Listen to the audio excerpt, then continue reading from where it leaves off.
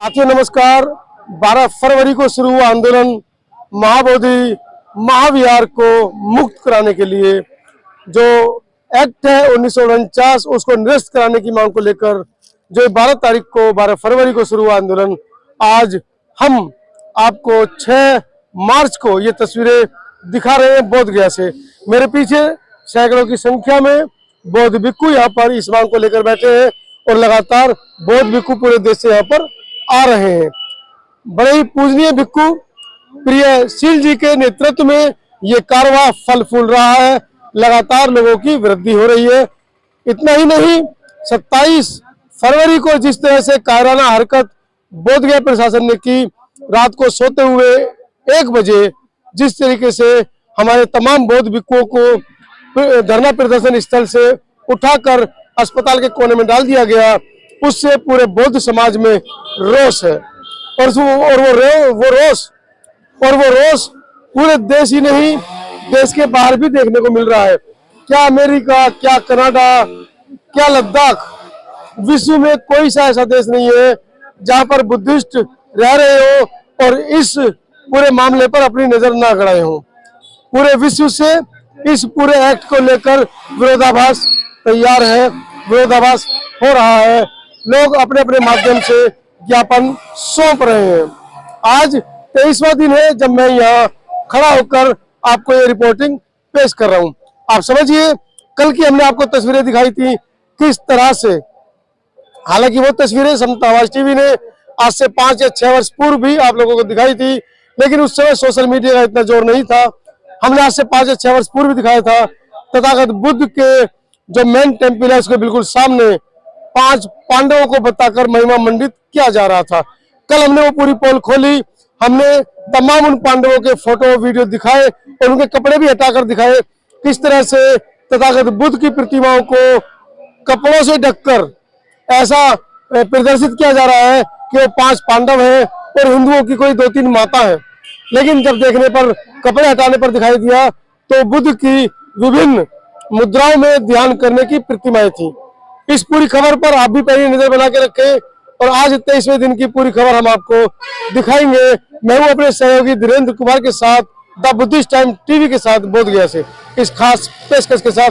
हाँ, इस खबर को जन जन तक पहुंचाने के लिए शेयर करना ना भूले। और आज लगभग 12 दिन है मुझे बोध गया में आए हुए।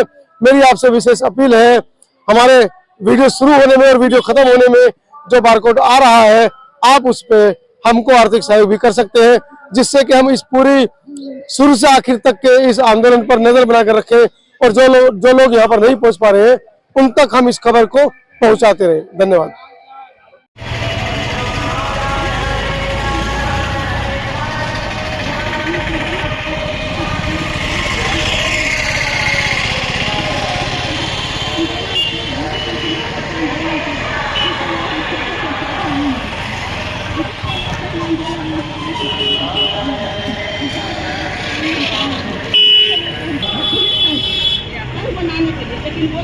दूसरा तीसरा बात अरेस्ट करके जेल गए, छुट्टी मार जब्ती हो गया, सब कुछ हो गया है। खाने के लिए तरफ से फिर हम सही होगा तो फिर हमको धड़कन बढ़ा के मित्रा माता जी को बोले कि माता जी लगता है क्या हम लोग का अरेस्ट करेगा, तो कहीं कैसा नहीं हो सकता है कि माता जी होगा। हम बहुत बार आंदोलन किए हैं, या मीरा ताई के जो किए हैं, लेकिन 2 बार हम लोग जेल गए। बच्चे खाई देने निकले हैं, घंटे नहीं रहता। प्रज्ञाशील घंटे जी के जन है कि हमारे पिताजी के लिए है करके आज इतना संग यह यूनिवर्सिटी है जो बड़ी बगल में नहीं मिलता था, सब घंटे जी के ऊपर के पास चाहिए।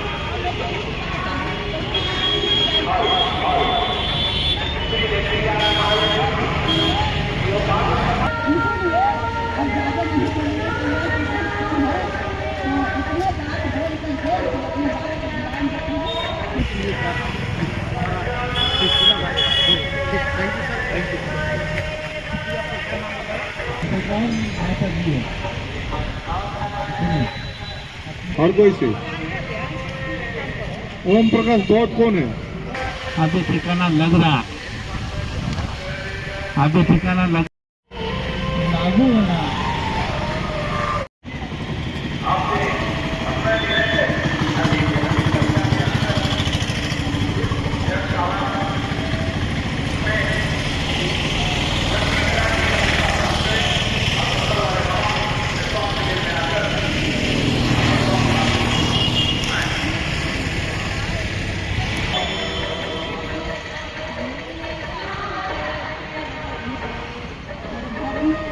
ऐसे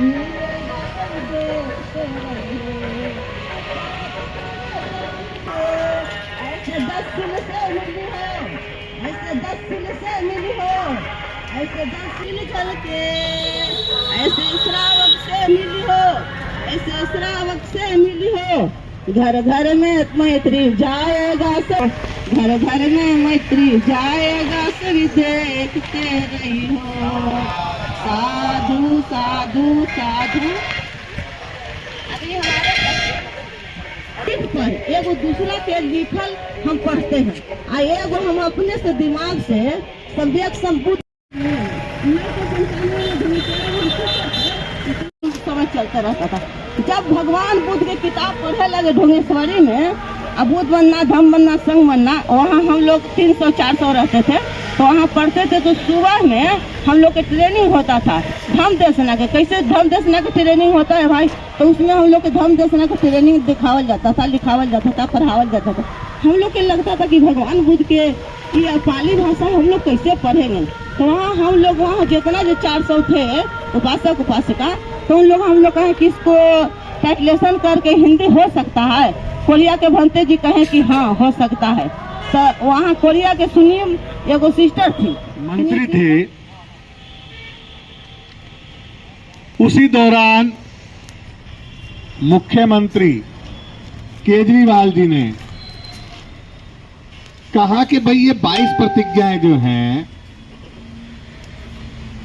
ऐसा महसूस कराया जैसे कोई हमने अपराध कर दिया हो। जबकि आप सभी जानते हैं 22 प्रतिज्ञाएं बाबा साहेब ने 14 अक्टूबर 1956 को 14 अक्टूबर 1956 को बौद्ध दीक्षा लेते समय दोहराई थी। और हर साल नागपुर में ये 22 प्रतिज्ञाएं दोहराई जाती हैं। वहां पर भी माननीय राजेंद्र पाल गौतम जी ने भी वो प्रतिज्ञाएं दोहराई थी। और भारत सरकार ने थावरचंद गहलोत के मंत्रालय के तहत बाबा साहेब की स्पीचेस के बीच में इन 22 प्रतिज्ञाओं का प्रकाशन भी किया है। परंतु एक मुख्यमंत्री ऐसा था जिसको डर ज्यादा लगता था, क्योंकि उसका बेस कच्चा था। उसकी सरकार दलितों एवं मुस्लिमों के आधार पर बनी हुई थी। ये बात उसको समझ नहीं आती थी। आज उसका हश्र आप देख रहे हैं। हालांकि राजेंद्र पाल गौतम जी ने 1 साल पहले से ही कहते थे कि ये आदमी ठीक नहीं है। बार बार उन्होंने कहा कि ये आदमी ठीक नहीं है, ये सामाजिक न्याय नहीं कर सकता, ना सामाजिक न्याय की बात करता है। और मैं सामाजिक न्याय की बात करता हूं। जब मेरी बात को ये सुनता नहीं, मानता नहीं, तो मैंने मंत्रालय केवल ये बंगला और गाड़ी के लिए तो लिया नहीं है, तो मैं इसके साथ रहूंगा नहीं। उस दौरान भी उन्होंने कहा भाई आप दोनों में से एक चीज को चुन लीजिए, या तो आप ये मंत्रालय चला लीजिए या ये अपना मिशन का काम चला लीजिए। उसने कहा ये रखा आपका मंत्रालय और मिशन के काम को आगे बढ़ाने के लिए अपना त्याग पत्र दे दिया। ये एक ऐसी घटना थी जो बाबा साहेब ने के बाद अगर किसी मंत्री ने दी तो वो माननीय राजेंद्र पाल गौतम है। जिसके बाद बहुत सारे लोगों ने कहा कि लोग तो अपनी एक छोटी सी नौकरी से त्यागपत्र नहीं देते हैं, आपने मिशन के काम के लिए मंत्री पद छोड़ दिया, ये शायद आपने गलती की। लेकिन इन 3-4 सालों में महसूस किया कि राजेंद्र पाल गौतम जी में जो ऊर्जा भरी है, राष्ट्रीय नेता के रूप में आज की डेट में जाना जाता है। पूरे भारतवर्ष में आज अगर कोई बुद्धिज्म की बात को सबसे आगे लेके चल रहे हैं तो वो राजेंद्र पाल गौतम जी हैं, जिन्होंने मिशन जय भीम की स्थापना भी की। हमने 6000 गज मिशन जय भीम के नाम, जैसे अंबेडकर भवन एक सोसाइटी के नाम है, Delhi schedule caste welfare association के नाम है, बाबा साहेब ने अपने खाते से चेक दिया था, 4600 रुपये का चेक दिया था उस टाइम, और वो जमीन खरीदी थी, वो भी सामाजिक लोगों को दी। और ये जमीन भी सब लोगों के सहयोग से हमने खरीदी, 6000 गज जमीन बवाना क्षेत्र में, जहां हमने 4 कमरे बना लिए हैं, 2 कमरे, 2 बाथरूम, किचन और ये सामान विपश्यना केंद्र हम वहाँ तैयार कर रहे हैं। और उस जगह में रहने के लिए, क्योंकि यहाँ से लोग बहुत सारे जाते हैं, बच्चे एग्ज़ाम देने आते हैं बाहर से, उनके ठहरने की व्यवस्था हम जल्दी ही करेंगे। 6 अप्रैल तक हमने 2 मूर्तियों का भी आदेश दे दिया है। मूर्तियां तैयार हो गई हैं, 15 मार्च तक आ जाएंगी।